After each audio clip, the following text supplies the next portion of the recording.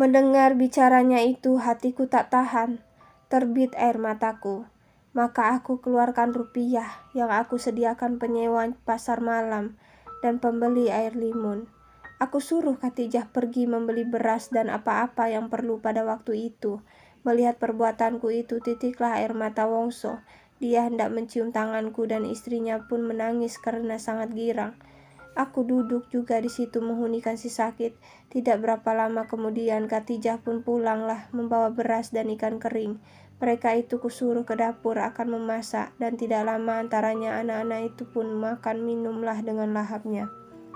Lama aku duduk di situ. Aku rasai demam Wongso tidak berkurang, maka aku pun minta izin kepada seisi pondok yang malang itu, hendak pergi menjemput dokter. Mula-mula Wongso menahan aku, tak usah dipanggil dokter, dengan apa akan dibayarnya rekening dokter bil itu kelak, katanya. Tetapi setelah aku jelaskan bahwa aku yang akan membayar, barulah tenang mukanya. Istrinya pun memandang kepadaku dengan muka yang sangat bersyukur. Aku pergi ke rumah seorang sahabat yang ada menaruh telepon, maka aku pun menelepon ke rumah dokter. Suaraku hanya dijawab oleh Jongos, pembantu. Katanya tuan dokter sedang tak ada di rumah, pergi mengobat orang sakit.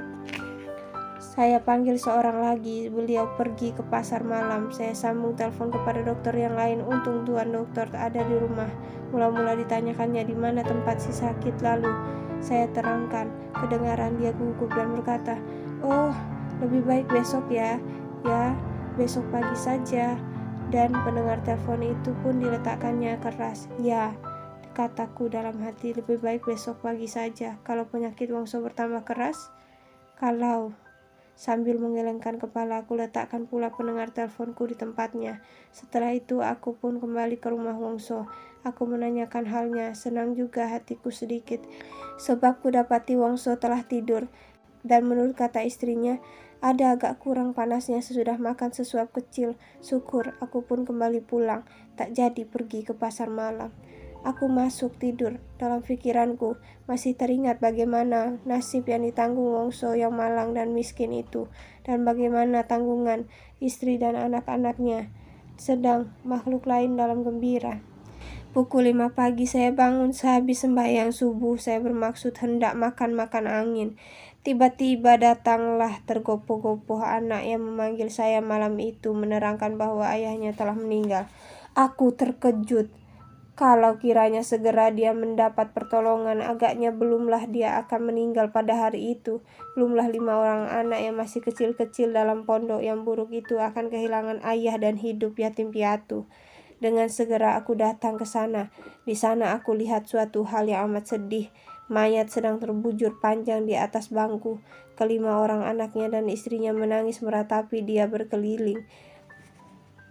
Aku terus masuk. Aku buka selubung mukanya, dan pada matanya yang terbuka sedikit itu masih terbayang was-was hatinya meninggalkan dunia ini.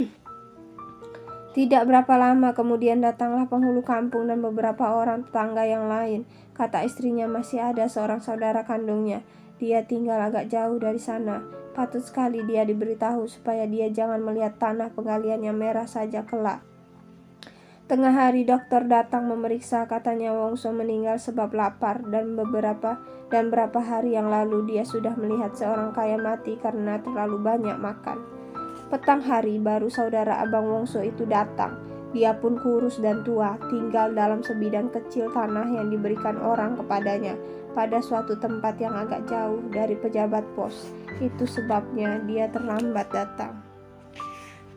Pukul 5 pagi barulah dapat mayat itu dihantarkan ke perkuburan. Ketika kerandanya akan diangkat dari rumah yang buruk itu, nampaklah pula kejadian yang tak dapat kulupakan selama-lamanya.